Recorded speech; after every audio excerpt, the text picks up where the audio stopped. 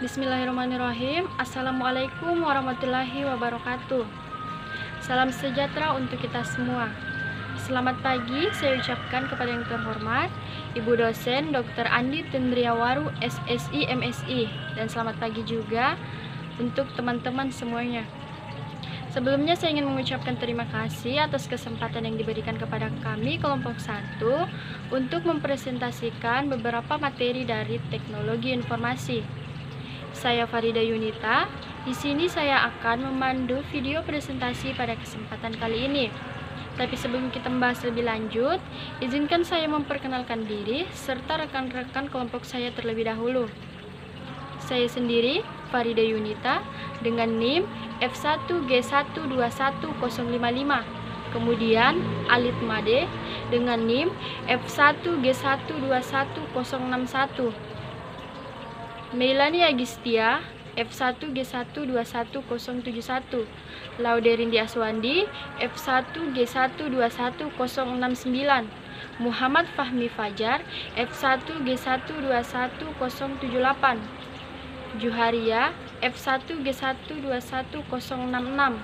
Sektiawan F1G121030 dan Winda F1G121034. So, kami dari kelompok 1, kami akan mempresentasikan beberapa materi dari teknologi informasi yang terdiri dari: pertama, sejarah perkembangan komputer; kedua, hidup tanpa komputer; ketiga, mesin proses informasi; keempat, klasifikasi atau pengelompokan komputer; dan yang kelima adalah revolusi internet. Assalamualaikum warahmatullahi wabarakatuh.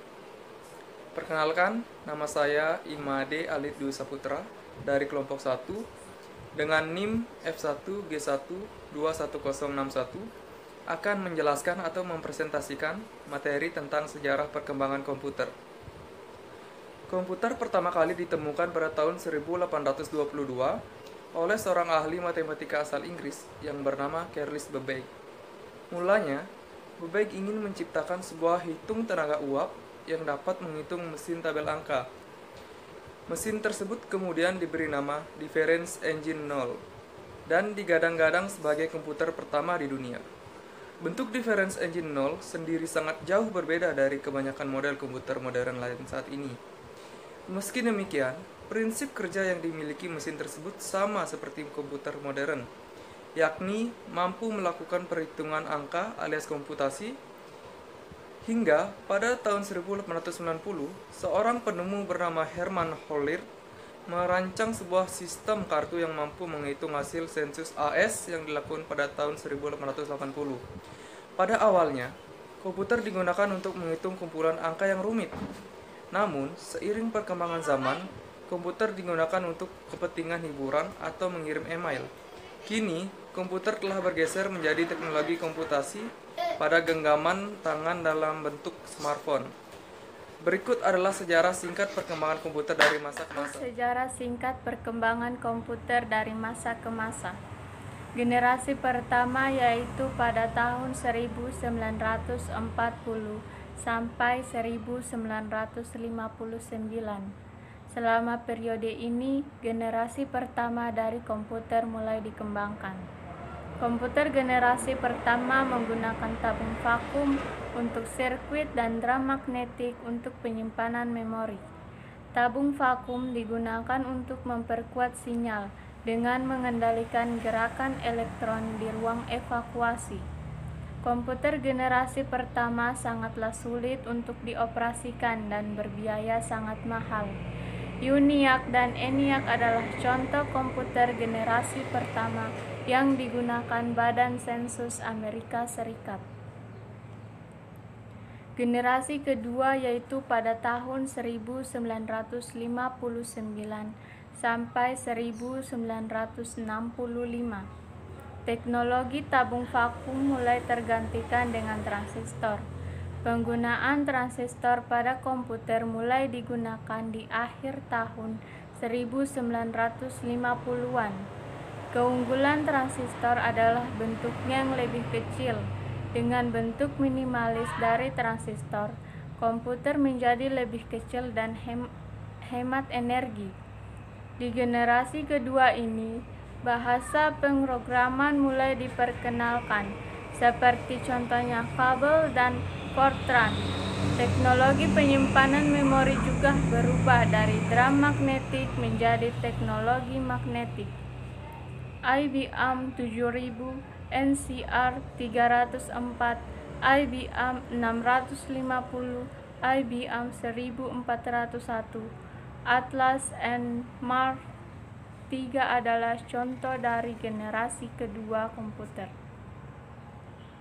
Generasi ketiga yaitu pada tahun 1965 sampai 1971. Pengembangan sirkuit terpadu adalah ciri khas dari generasi ketiga komputer.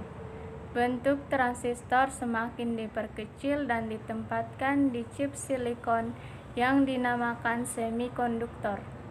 Teknologi ini semakin mempercepat kinerja komputer. Selama periode ini, mouse dan keyboard mulai diperkenalkan. Generasi ketiga juga sudah dilengkapi dengan sistem operasi PDP-8, PDP-11, IGL 2900, IBM 360, dan IBM 370 adalah contoh dari komputer generasi ketiga. Generasi keempat yaitu pada tahun 1971 sampai sekarang. Di periode ini, prosesor mikro mulai diperkenalkan saat ribuan sirkuit terpadu dimasukkan ke dalam sebuah silikon chip yang kecil. Prosesor pertama Intel 404 chip mulai menjadi otak utama di sebuah komputer. Saat periode inilah istilah personal komputer mulai digunakan. Dengan teknologi yang lebih maju, generasi keempat menjadi tonggak awal pembangunan internet. IBM 4341, DEC 10, Star 1000, PUP 11, dan Apple II adalah contoh komputer generasi keempat. Mungkin sebagian masyarakat dalam era globalisasi mendengar kata hidup tanpa komputer pasti akan menjawab tidak bisa. Karena komputer sangat membantu dalam menyelesaikan tugas-tugas dan dengan adanya komputer sangat mudah untuk mencari informasi-informasi penting hanya dengan duduk berdiam di rumah. Sejak dari tahun 1990-an, komputer sudah menjadi alat pembantu kita untuk kegiatan sehari-hari. Dengan bergabungnya komputer dan internet di masa ini, telah menjadi tangga tinggi untuk perkembangan teknologi di tahun-tahun yang akan datang. Kombinasi dari dua benda ini dapat membuat tugas-tugas kita dengan cepat, efisien, dan efektif. Membuat perpindahan informasi dan komunikasi secara cepat dan hidup bersosialisasi juga menjadi erat dengan sesama. Komputer selain sebagai alat yang membantu pekerjaan manusia juga dapat digunakan untuk memproses semua informasi dengan menggunakan internet. Internet adalah sebuah jaringan komputer raksasa yang menghubungkan jutaan komputer di seluruh dunia. Pemanfaatan internet sudah menjadi kebutuhan informasi dan komunikasi. Warahmatullahi wabarakatuh.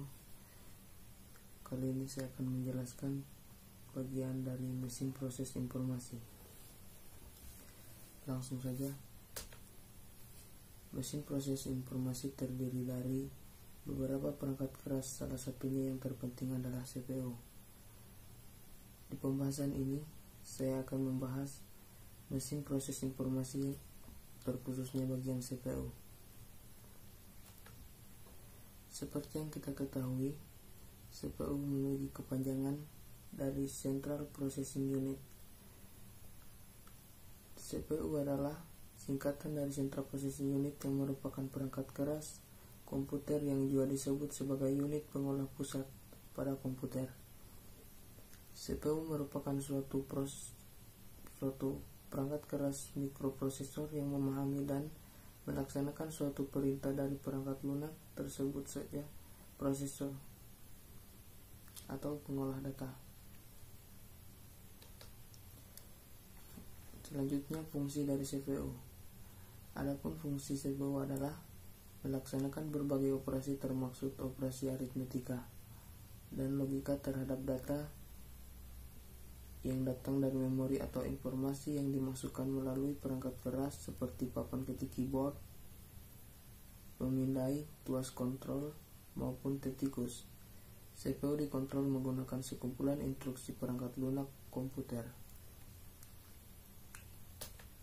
Selanjutnya adalah sejarah singkat CPU. 004 merupakan CPU pertama di dunia yang dirilis oleh Intel pada tahun 1971 yang memiliki 2300 transistor dan melakukan 60.000 operasi per detik. Selanjutnya berikut adalah foto-foto CPU versi dulu dan sekarang. Ini potret CPU versi dulu dan yang ini potret CPU versi sekarang. Mungkin itu saja dari saya, lebih dan kurangnya mohon dimaafkan. Billahi taufiq wal hidayah. Wassalamualaikum warahmatullahi wabarakatuh. Klasifikasi atau pengelompokan komputer. Yang pertama, komputer berdasarkan data yang diolah terbagi menjadi 1. Komputer analog. Komputer ini merupakan komputer yang digunakan untuk menerima sinyal analog. Biasanya digunakan untuk melakukan pengecekan untuk data yang tidak berbentuk angka, karena data yang didapatkan adalah data yang bersifat gelombang. Komputer ini biasanya digunakan untuk mempresentasikan keadaan. Sebagai contoh, komputer ini digunakan untuk melakukan pengecekan suhu, perhitungan aliran BBM pada SPBU, mengukur kekuatan cahaya, dan lain-lain. Komputer ini banyak digunakan untuk kegiatan ilmiah.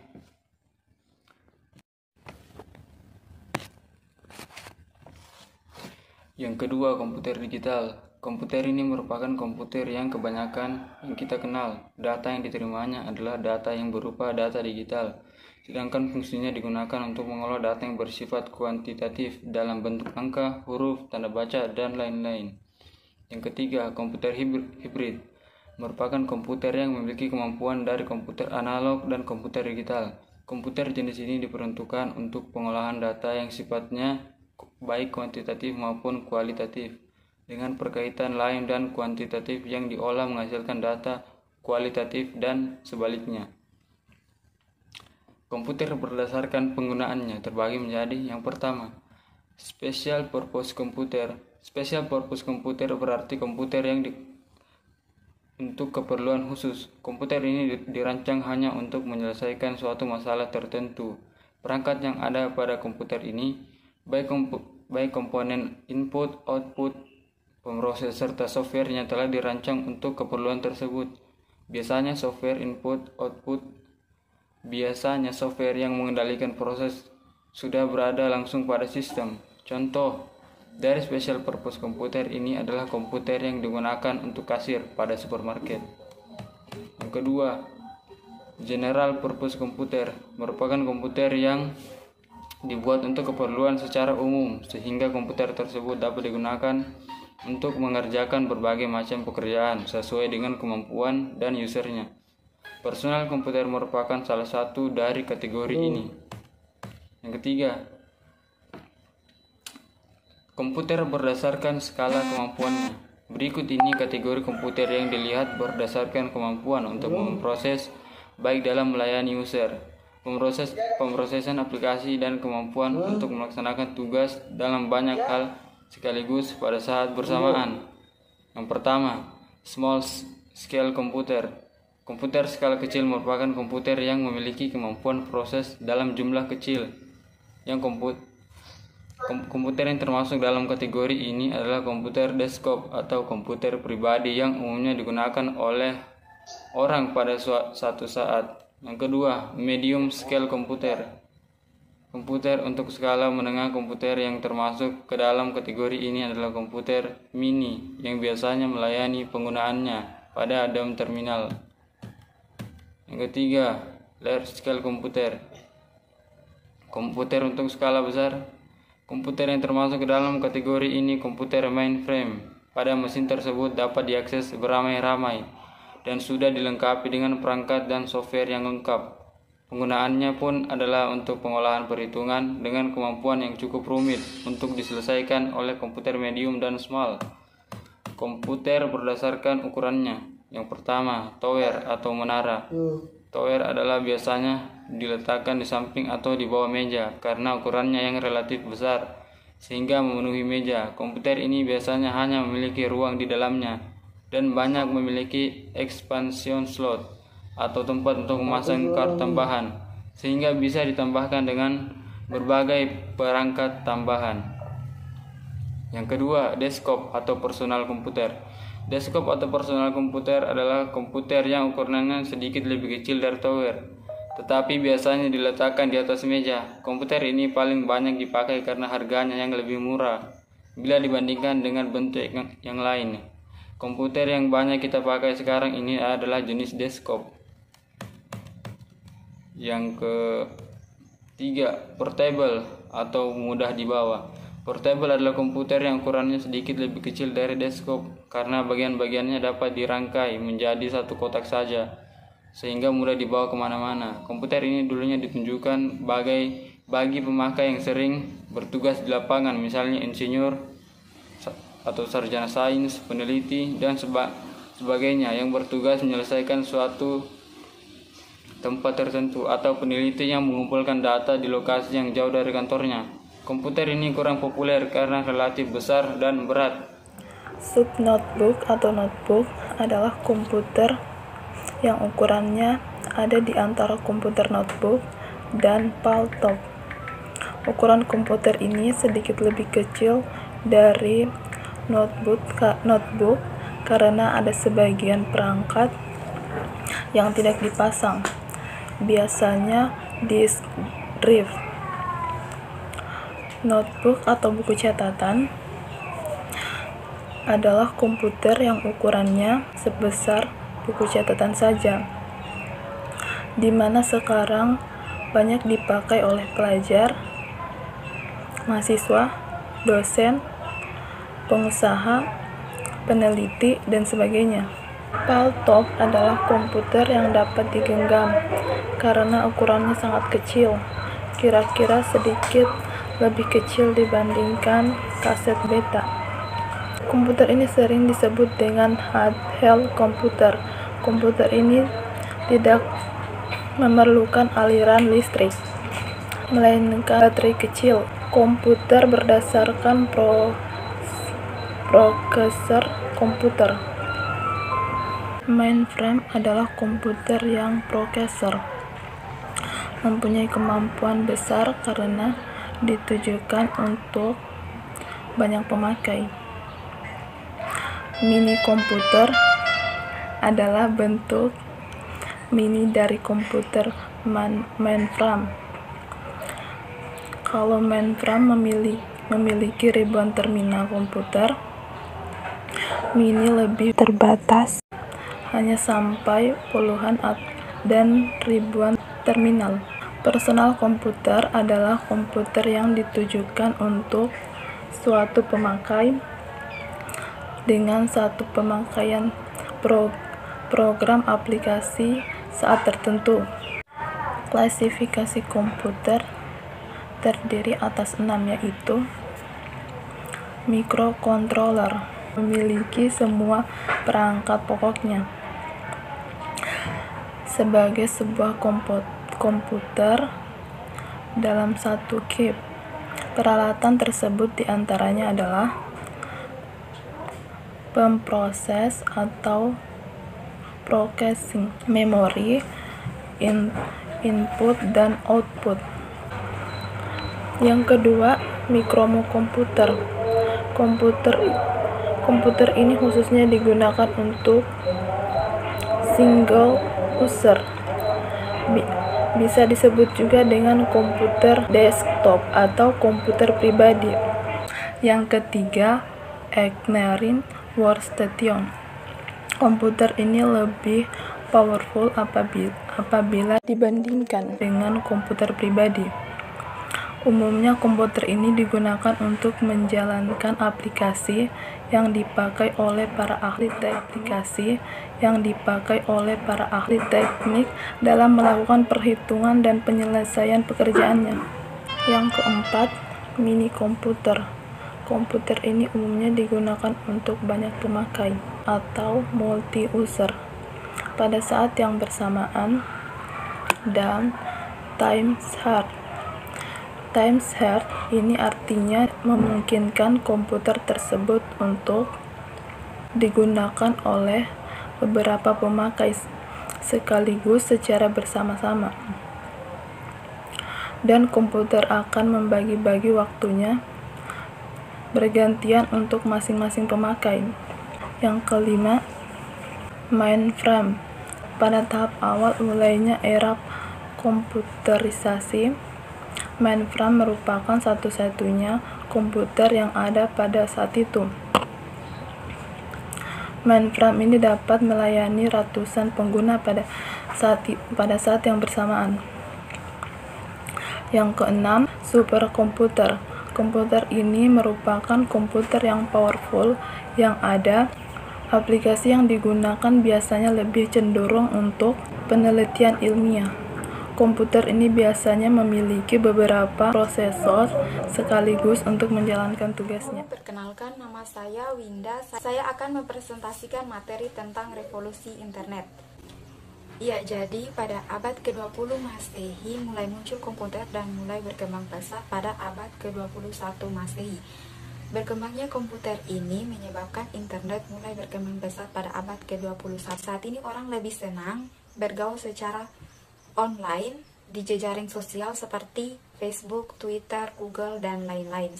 Selanjutnya, saat ini semua orang menyadari betapa pentingnya sebuah situs web. Bahkan setiap organisasi, lembaga, juga setiap perusahaan mulai menggunakan situs web. Perkembangan pesat internet ini tentu memiliki sisi negatif dan maupun sisi positif. Salah satu sisi positif yaitu semakin banyak orang yang berwawasan luas, menjadi cerdas, luas pula pergaulannya, kaya raya, dan lain-lain. Adapun salah satu sisi negatifnya yaitu maraknya kasus penipuan di internet dan konten-konten pornografi yang memiliki dampak buruk.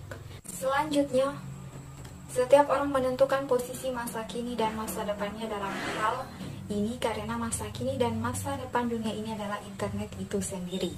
Dengan perkembangan pesatnya yang akan terus berlangsung ke depan, kita harus menyadari posisi kita di tengah-tengah revolusi yang sedang berlangsung dan kita harus menentukan sikap kita sejak saat ini juga sebelum tamat. Baiklah, sekian presentasi dari saya. Terima kasih atas perhatiannya. Wassalamualaikum warahmatullahi wabarakatuh. Oke, mungkin cukup sekian video presentasi dari kelompok kami. Kurang dan lebihnya mohon dimaafkan. Kami dari kelompok 1 mengucapkan terima kasih.